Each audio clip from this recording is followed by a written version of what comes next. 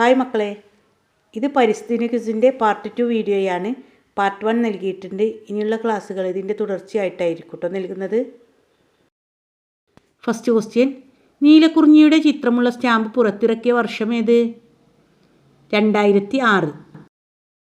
പരിസ്ഥിതി ദിനം ആദ്യമായി ആചരിച്ച വർഷം ഏത്? 1973.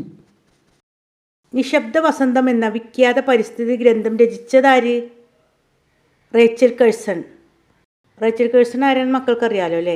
പാർട്ട് 1 നൽകിയിട്ടുണ്ട് കേട്ടോ. റേച്ചൽ കേഴ്സൺ ഇമ്പോർട്ടൻ്റ് ആണ് കേട്ടോ. മുമ്പത്തെ 2 വർഷങ്ങളിലും ശാസ്ത്രമേള സയൻസ് ക്വിസിന് റേച്ചൽ കേഴ്സൻ്റെ ഏതെങ്കിലും ചോദ്യം ഇല്ലാതെ പോയിട്ടില്ല കേട്ടോ. മക്കൾ നന്നായിട്ട് പഠിക്കുക. അതുപോലെ നിശബ്ദ വസന്തം എന്ന ഗ്രന്ഥത്തിന് മറ്റൊരു പേരുണ്ട്. മക്കൾക്കറിയാമെങ്കിൽ കമൻറ്റ് ചെയ്യണം, അല്ലെങ്കിൽ പാർട്ട് 3 നൽകുക. കേരളത്തിലെ പക്ഷികൾ ആരുടെ പുസ്തകമാണ്?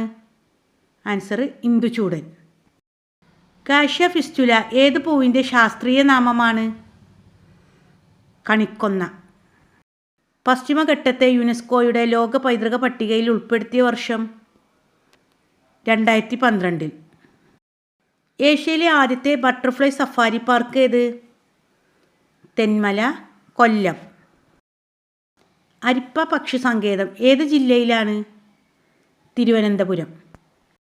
കൊച്ചിയുടെ ശ്വാസകോശം എന്നറിയപ്പെടുന്ന പക്ഷി സങ്കേതം ഏത്?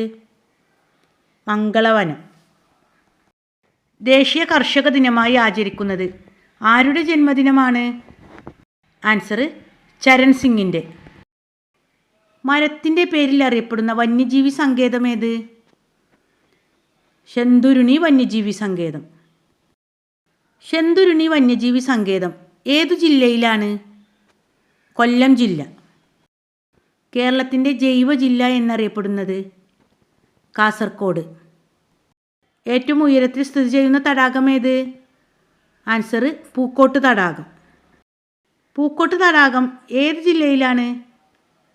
വയനാട്. ഭൂമിയുടെ വൃക്ക എന്നറിയപ്പെടുന്നത് തണ്ണീർത്തടങ്ങൾ. വിദ്യാഭ്യാസ ചാനലായ വിക്ടേഴ്സ് ചാനലിലൂടെ സംപ്രേഷണം ചെയ്യുന്ന കാർഷിക പരിപാടി ഏത്? ആൻസർ നൂറുമേനി. വനവിഭവങ്ങൾ സമാഹരിച്ച് വിപണനം ചെയ്യുന്നതിനുള്ള സംരംഭം വനശ്രീ. ഓക്കെ മക്കളെ, നന്നായിട്ട് പഠിക്കുക. പാർട്ട് 1ൻ്റെ ലിങ്ക് ഡിസ്ക്രിപ്ഷനിൽ നൽകുക.